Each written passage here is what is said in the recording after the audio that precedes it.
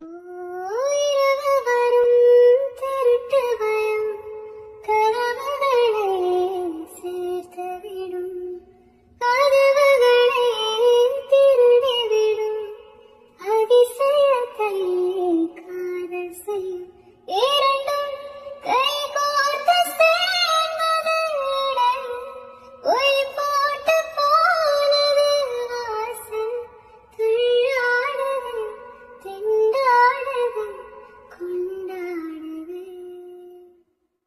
ஒரு பாதி கதவு நீயடா, மறு பாதி கதவு நானடா, தாழ்த்திருந்து காத்திருந்தோம், காற்று வீச பார்த்திருந்தோம்.